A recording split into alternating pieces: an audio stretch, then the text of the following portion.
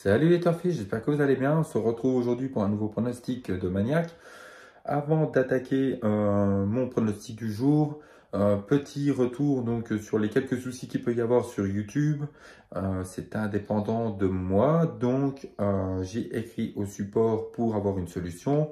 Ça ne devrait pas tarder. Ceux qui le peuvent, faites une mise à jour de votre application. Souvent, c'est une application qui n'est pas à jour et qui crée un souci.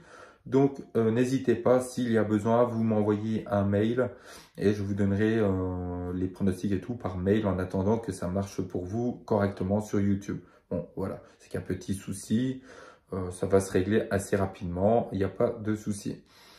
On passe à l'arrivée et résultat de vendredi 31 mars. L'arrivée était le As 9, 4 et 8, 13. Je vous donnais l'As 9, 4 et 13, le 4 qui était vraiment un superbe cote. J'avais le 8 qui était donné dans ma catégorie cheval pour la cote. Je suis vraiment écœuré parce que j'avais les 5 et j'ai encore fait un choix de ne pas mettre pour la cote dans mon champ réduit. J'ai voulu réduire un peu le budget. Je le regrette parce que ça aurait fait vraiment un très beau jeu. Bon, je vous offrais quand même mes 3 bases, As, 9 et 13. Mes 2 sur 4 est couplé. Le passé de la course disponible à l'abonnement nous donnait l'As et le 9 sur 4. Donc voilà, bon, c'est cool. Encore une fois, ça marche plutôt bien. Ça donne les deux premiers. Donc le couplet gagnant et le placé gagnant. On attaque le quintet de dimanche, dimanche 2 avril. Donc ce sera à Hauteuil sur 4700 mètres pour 18 partants. Réunion 1, course 3 à 15h15. Un quintet que j'aime bien.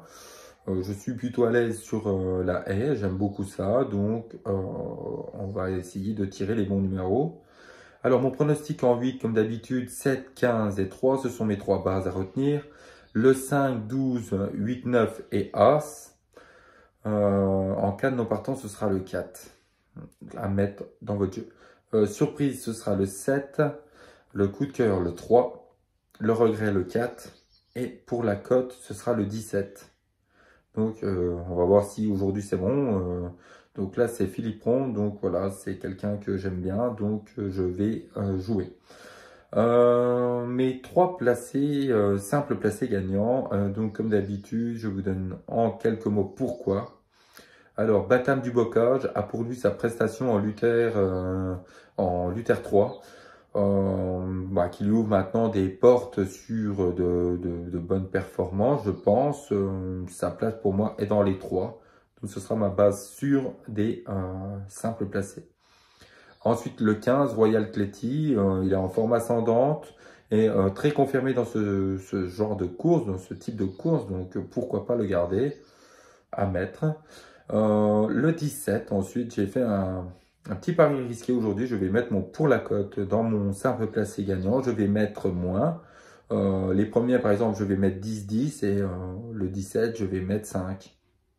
5 placés. Et puis en gagnant, je vais mettre moins aussi. Hein. Je fais selon le budget, selon ce que j'ai envie aussi. Donc Fontane, il fait toutes ses courses, mais monte de catégorie. Il est confirmé, il est confié à Philippe Ron, donc que j'adore, comme je vous l'ai dit plus haut.